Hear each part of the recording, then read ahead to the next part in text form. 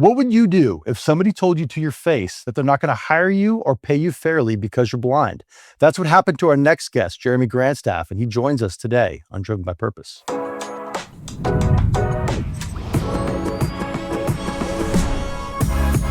This is Driven by Purpose, a show about finding your purpose, building fulfilling careers, and helping people with disabilities live better lives. Hosted by three men who've lived it and are here to help you do the same. Special thanks to our presenting sponsor, Clean Logic, a leading bath and skincare company and a true pioneer in creating inclusive workplaces and increasing employment opportunities for people with disabilities. All right, what's going on, everyone? Welcome to another episode of Driven by Purpose. My name is Evan Rosenbaum, along with the co-founders of Clean Logic and, important today, the Inspiration Foundation, Isaac Shapiro and Mike Gesser. And let's talk about the Inspiration Foundation, fellas, because this is one of the things I'm most proud of you guys for creating. It is a foundation that is dedicated to increasing employment for people with disabilities by at least, 20-25%? 10%. Don't get too aggressive. Come on. I mean, I want to get it to like 40%, really. But no, in all seriousness, you guys started this because you guys saw that there are statistics out there that show like 80% of people with disabilities have a really hard time finding employment. And it is an unfortunate statistic that you guys saw and said, you know what, we're going to do something about this. And you guys started the Inspiration Foundation with the goal of trying to create a seal to try to award to companies and businesses that do a really good job of hiring people with disabilities to show consumers that this business is doing a good job of hiring a significant portion of their workforce, people with disabilities. It's not just, what did our last guest say? It's not just a token hire here and there. They're actually making a legitimate effort to hire people with disabilities. And as we've talked about again and again and again, the numbers show over and over and over again that when you hire people with disabilities, the benefits are amazing. The numbers bear out over and over and over again that people with disabilities are as good, if not better, than typical employees in most cases over and over and over again, as long as you provide them with the training and the resources that they need to succeed. So today's guest is really, I'm so excited about this because you guys have hired a brand new executive director for the Inspiration Foundation. Someone that you guys have been excited about. We've talked about this privately, and now it's our chance to meet this man who's going to be leading the Inspiration Foundation as it forges ahead. Jeremy Grandstaff, welcome to the show, Jeremy. Welcome to the show, Jeremy. Let's go. I'm Jeremy. I'm so glad to be here. Really, I mean, it is absolutely an honor. And as I've been kind of getting ready for this interview, I actually watched the one that you guys did on Kirk Adams, and I thought, wow, there are so many similarities there about me and how I got to here comparatively to the path that he took as well. And so I'm just really excited to be here. Thank you, Evan and Kirk, or I'm sorry, Evan and Isaac and Mike. So good to be with you. Welcome to the show. It is an absolute pleasure. All right. So first off, which one of you guys found Jeremy? I mean, how do we get to this point? Isaac. I mean, tell me, somebody's got to tell me a backstory here. Yeah, well, actually, You want to take it, Isaac? I think you're just started. I mean, we started out with Kirk Adams. I mean, so, we went through our network. We were very fortunate to also, we have a recruiter and consulting company that works with Clean Logic, and they actually donated their time to help us recruit and find. So we went through our network and recruiting. We had over 15 candidates. And so when they say, your network matters, it really does. And, Kirk Adams brought us Jeremy, and he didn't bring me a big list of people. So he really was confident in what Jeremy could bring. And that was in the back of, my mind. And it was great to see that we had so many great candidates and, the network. And at the end of the day, let me cut you off here because you. Remind the people who Kirk Adams is, because Kirk Adams is a legend among legends here. And if you're not familiar with Kirk Adams, like, you want to tell people who Kirk Adams is, Isaac, real quick?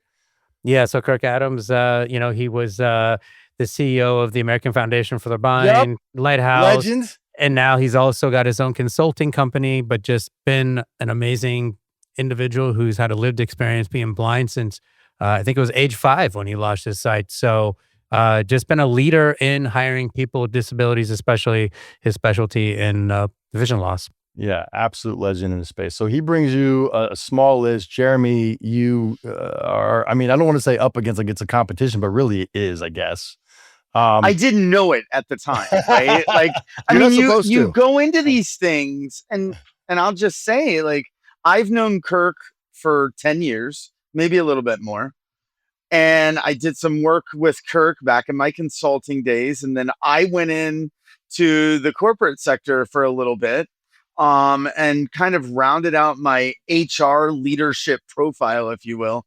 And Kirk calls me and he says, "Hey, I just talked to Isaac." Well, I had met Isaac a couple times. I think you were on Kirk's show, actually, when I met you the first time. And he said, "You should really put your hat in the ring for this." And I did. And I'm like, "Oh, this will be cool." Right? Like, we'll see where this goes. And I had, I think, four interviews. I do want to say to Mike, I think one of my favorite conversations was with you.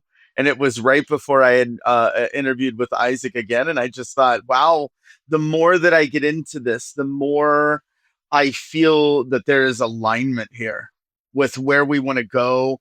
And not just the experience that I have in nonprofits, but also being able to tap into that lived experience. Yeah. Right. And Yeah.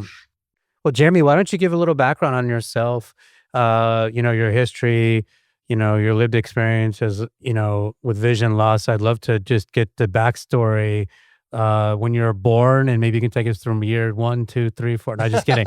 But no, just I'd love, you got a great story, and I think we'd love our audience to hear about it. well, let's see, Isaac. The night I was born, what no, so I was born in 1976. And to kind of put it in context, and I never have actually started with this story, but I think it's so relevant. Um, when I was born, the night I was born, my mother was horseback riding while she was pregnant with me, and she was teaching a 4-H club, right? How to ride horses. And so she was on a horse, if I remember correctly, that evening. And the reason that I tell you remember that, I correctly. know, right? Well, I don't remember. Of course but he you get the remembers point. it. But the reason I tell that story is because it's such an example of how I was raised to always go above and beyond. Right. Right. I grew up in a little town called Marengo, Ohio. I was the first of 4 kids. 3 of us are blind, 1 is not. So when Wow. I came along, all they knew is that something was wrong with my eyes. Like, there's pictures of me at 2 years old with glasses on, because they couldn't get me to tell them if that helped or not. Right? I was 2. I Oh. didn't know, like, what was I supposed to say?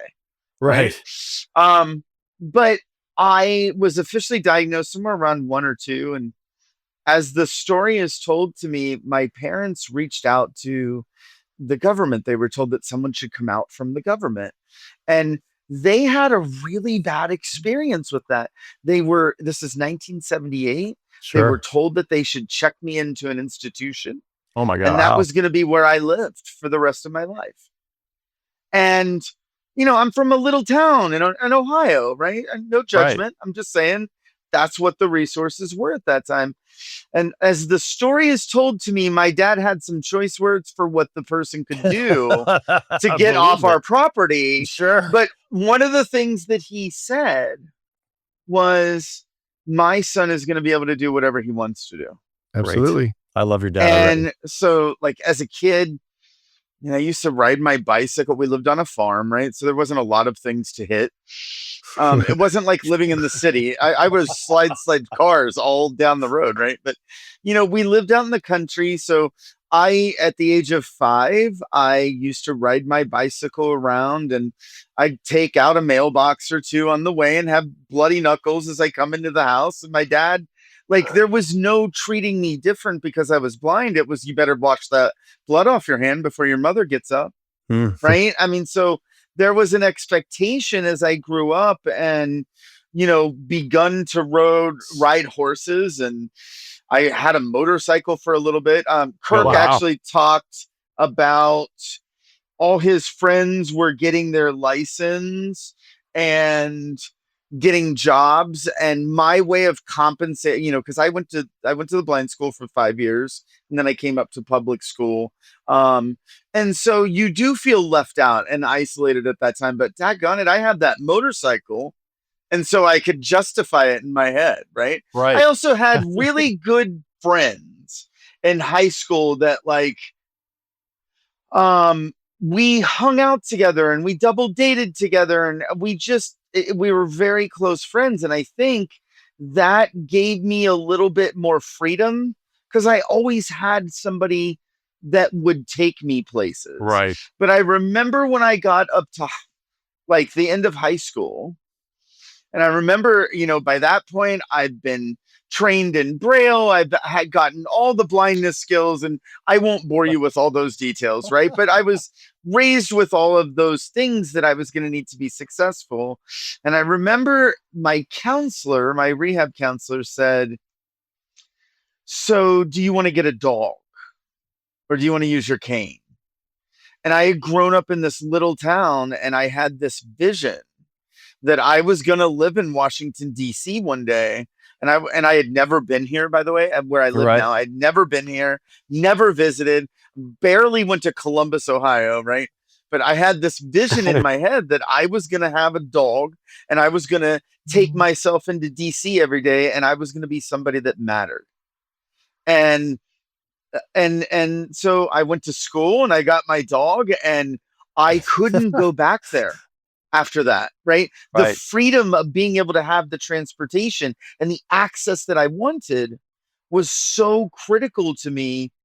But it also comes down to, my parents gave me that desire from day one that there would be nothing that would stop me. And I had to figure out how to get around that. Now, once you get into your career, then you become a perfectionist, and that's a whole different discussion there. Right. But, Right. we can get into that.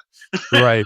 Well, I think what's important, just I want to capture, because we do have parents that are our audience, and especially working with a lot of the nonprofits in the blind and vision impaired community, they talk about parents that are scared to go and take care of stuff and be in denial. So again, just another classic example, what you're doing, Jeremy.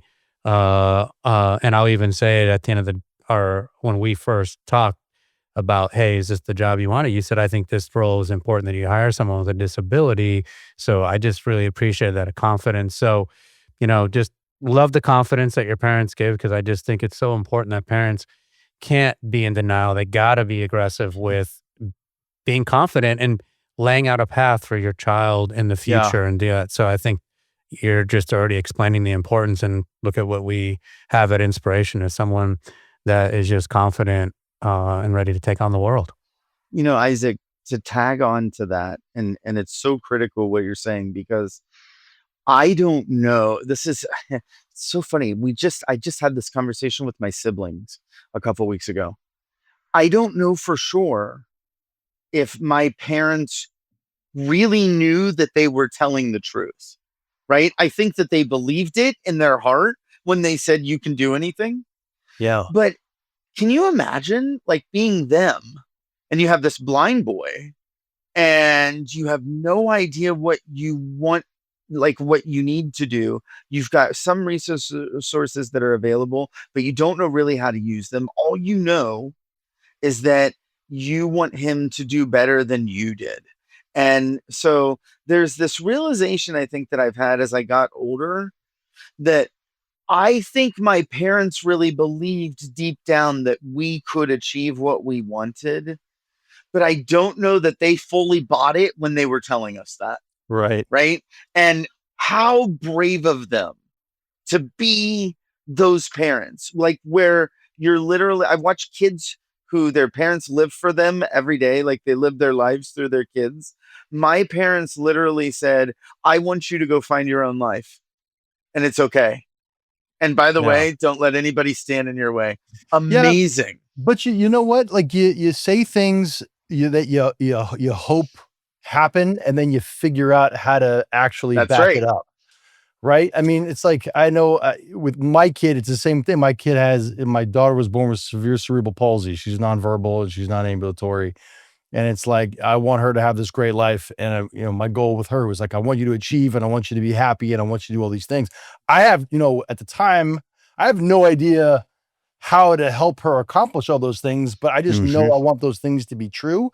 So Yep. I say that to her, and then I just say, I don't know how we're going to get to that point, but we're going to keep saying that. And that's our mantra, and that's our battle cry. And we're going to figure it out every single day, how to keep moving the ball closer to the goal line. And clearly it worked. And I think that's the point of keeping that mantra and keep saying these things and speaking it out loud and saying it, because it forces you to keep finding a way to get to the goal. And they did for you, because look at the way you turned out. 100%. Not doing too bad for yourself. And I want to add on to that. So it's the same thing. Like, my daughter's disabled. I know what her disability means, but there's nothing that she can't accomplish that she wants to accomplish, Right. so long as she puts her mind to it. And my job and my role is like, my kid could do anything. And every day, like, I'm surprised more and more by the things that she can Same. do and the advances and the progress that she's making. So in my mind, like, for me, it's about motivation for her to achieve what she wants to do. And I think Right. from a parent's perspective, like, the bare minimum, you have to say, go out into the world and live your life and be the best version of you that you can be. And if I'm understanding, Jeremy, that might be what your parents meant. And where you ended up is the unknown, but you took yourself there. Do you know what I mean? Yeah. I do. And I think it's like you're looking at the foundation strategic plan. No, I because I think so much of this has to do with public awareness. It has to do with changing a culture, right? Yeah. And also, at the same exact time, walking a very, very appropriate line on what's important and what's not important, right? What Yeah. battles are the important battles? What battles am I never going to win? Right. And how do we change the battles that we're never going to win into opportunities without actually forgetting the battles that we really need to go after, right? Yeah. I think that as we really look at how do we tell the stories of people who have disabilities and what they're bringing into the workplace. But I'm also reminded of something that ironically someone said to me in a meeting this morning, which was basically, how do you get people who don't have disabilities to actually understand what the value of someone who has a disability is? And how do you get those people to the table for that conversation? It's really And interesting. I question. think you guys Yeah. see that in a lot of like what Clean Logic has done and what we're doing when it comes to, not just telling the story, but also figuring out how do we quantify it and how do we make sure that people aren't just quote giving it lip service, right? And that it's really a value, that it's integrated in everything that we do. A workforce where disability inclusion is the standard, right? It's just there. Right. It's not something that we have to talk about. It's just part Yeah. of the process. Well, let's talk about that mission, because it's a pretty bold mission: increase employment for individuals with disabilities for 10%, which today I don't know any nonprofit out there in the United States that's committing, and we're not doing the hiring, we're collaborating. One of the things we talked about, Jeremy, in our interview is you got to bring an approach with nonprofit, government, business, and the disability community. So what makes you think that is an attainable piece? And what do you believe that you felt you brought to the table that you told us that I think is important, for people to hear? Well, Wow, now you're asking me to think in your head. These are the interview questions that weren't asked That when we weren't were part of the interviewing. interview. I Yeah. love it. You know, so 10% is great. And I love that number. I think that we have to figure out where we're at now and where we want that to land. I like the other numbers that, you know, we're talking about, right? Like, how do we increase the number of people who are being hired? How do we, you know, one of the things that I really found interesting about this role is it's not just about raising public awareness and changing the culture, but it's also looking at grant programs and what is going to actually remove some of the barriers for companies to hire and for people that want hired to get the job, right? Or to be considered for the job, I should Right. say. There's a lot of research component into it. And to your second question, one of the most amazing jobs that I have had before this amazing job is working for an organization called Alliance for Biking and Walking. And when I took that job, as I was their second in charge, right? I was basically reported directly to the CEO. But my job was to really look at how do we develop organizations so that they are advocating for placemaking that increases the opportunities for people who bike and walk. By the way, just to kind of put that in context, that's underserved communities, and it gets into affordable housing and active transportation, public transportation, right? When you're really getting into it. And how do you design your city? In that role, when I first took that job, and I think I even told you this, Isaac, I did not know I didn't even know biking and walking was a thing, right? I was like, there's organizations who do this for a living. That's crazy. I'd never heard of that before.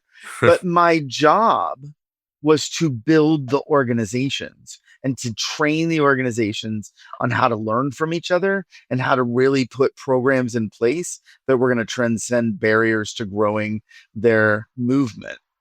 And so you jump ahead 10 years, and now I have about 25 years in my career. I have sat, Evan, I know you don't know this story, but the other ones are getting it for a second time, I'm sure. But I have sat in front of an HR director who literally said to me, "You are a blind person, so you should expect that we will never promote you into a role like a consultant role because you'll never be as good as a sighted person." Did you slap that said it- person in the face? They said it on video, on recorded video. That's insane.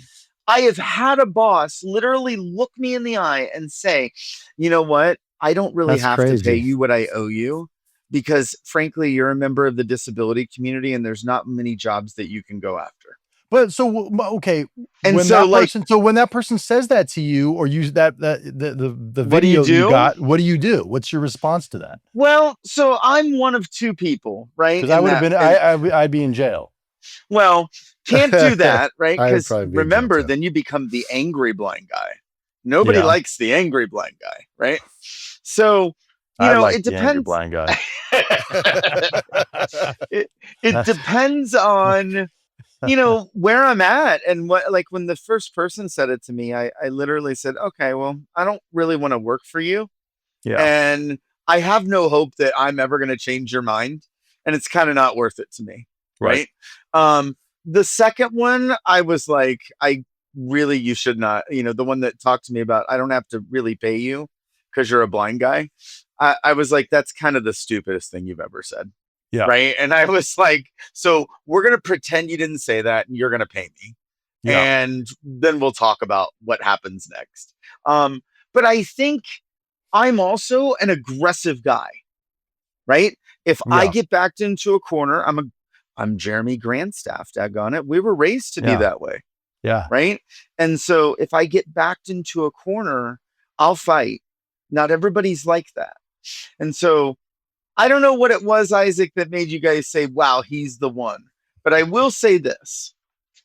For me, the reason I said yes is because I've been looking for what is that right opportunity to do two things. One, change the world, and two, build an organization that's changing the world.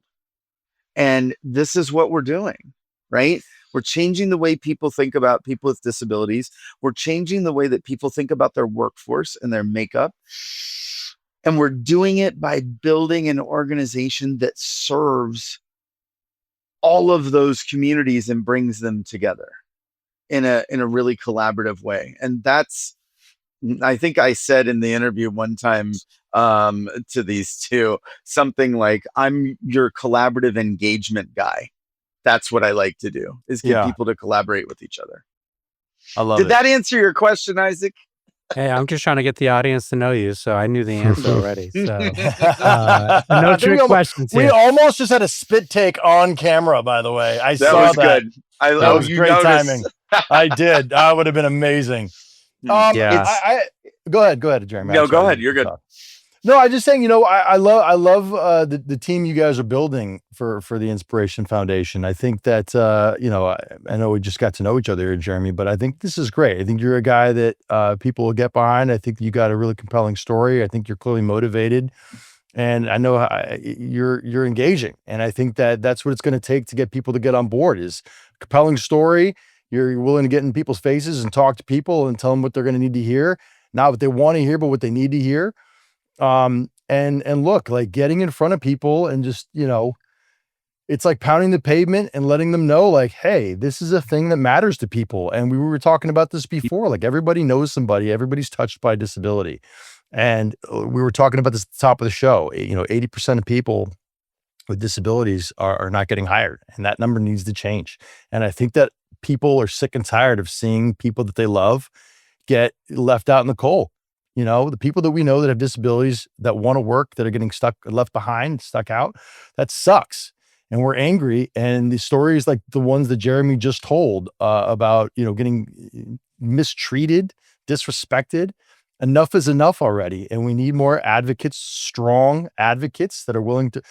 I'm the wrong person to be the executive director of the Inspiration Foundation, because I'm probably not the right person to use the nuance, the right way to talk to people that are ready to have these conversations. But Jeremy, you are the right person, and I wish you nothing but luck and success. And I feel like Isaac and Mike have made the right choice in you. And, you know, I really do. I think that you guys are going to be really successful with this, and I can't wait to see the heights that you guys reach with this thing. I think it's going to be great. I'm super excited to see the growth. Yeah, and I'd like to add to that, Evan, if you don't mind, just Absolutely. Jeremy, and then maybe you can help close this out here as we get close to the end. But it just really bothered me and how you talked about what you have been facing, because we told the story early on about my mom going in the 70s about getting interviewed. So I was like, well, is this in 1960 when this happened? But these are the things that we hear today, that people with disabilities in 2026, 2025, that people are still saying things like that. And I agree, Evan, we're tired of it. I think you're seeing with the 1 in 4 number, you know, this is the time where we got to really change the narrative, because it's just ridiculous that people are still having this mindset and people are talking like that. So this is what I think is some of that drive that I just feel we have, because I'm shocked that this is 2026 and we're having to have these conversations like it's, you know, in the 50s and 60s. So Well, I think Jeremy said the right thing. It's wanting to change the world and wanting to build an organization that's going to change the world. Yeah. So hopefully we can eradicate that. And you got to keep building your alliances, and you build, you know, strength in numbers, and you're growing it, and you're doing the right stuff, and you got the right pieces in place here. And you know, you go out and, you know, honestly, I'm so happy and proud of you guys, and I wish you the best of luck. And you guys have already made great progress. You know, I was talking to somebody the other day from Governor Shapiro's office that was well aware of you guys, and proud of the progress that you guys are making over there, and was talking my ear off about how much that she loves what you guys are doing with the Inspiration Foundation, and made me so proud to be associated with you guys. So keep doing what you guys are doing. You guys are doing a great thing. You're going in the right direction. Jeremy, I wish you nothing but luck and success in this role. Good luck dealing with Isaac and Mike. You know, I love what everybody said to kind of wrap this up. And I think there's something really interesting, right? Every time I go into a meeting, whether I'm talking to a funder or I'm talking to a partner or a person who's looking for a job, right? There are two things that I always try to bring into that. One is curiosity, to see the world through their eyes, right? And I know I've seen leaders of SHRM talk about this. I've seen other leaders talk about it. It's this idea that when I come into a conversation, I am curious to get to know you and to understand you. And it is that curiosity that has taught me things like um, my friend Bill, who is the chair of the Autism in Action Network, and he's talking about his son who is autistic and has an iPad. And it is because they got him that iPad that he is able to do the things that are going to get him into college. I see movies about Temple Grandin where she completely transcended barriers in the cattle industry and basically is responsible for the way that we get our food today. And the last one that I love to highlight, because I didn't know it and I got caught off guard by it. Harriet Tubman had a disability. Really? Didn't know that. She was beaten so bad that she had a traumatic brain injury. And did yet not know that. she led people out of slavery, right? Now, Yeah. whatever side we come down on with stuff, and I don't get political in my job, obviously, right? But I think we can all agree that when someone leads people to do things and they're doing it with a traumatic brain injury, that is an example of creativity, resilience, and Absolutely. achievement. Absolutely. And those are the things that I keep in mind as I'm stepping into this role. Love it, man. It's I mean, personifying inspiration in the Inspiration Foundation, man. It's great stuff. Thanks. All right, we got to wrap this up. But again, I wish you nothing but luck and success, all three of you. Proud Thank of you. all of you. Thank you. Thank you, Evan. Godspeed. All right.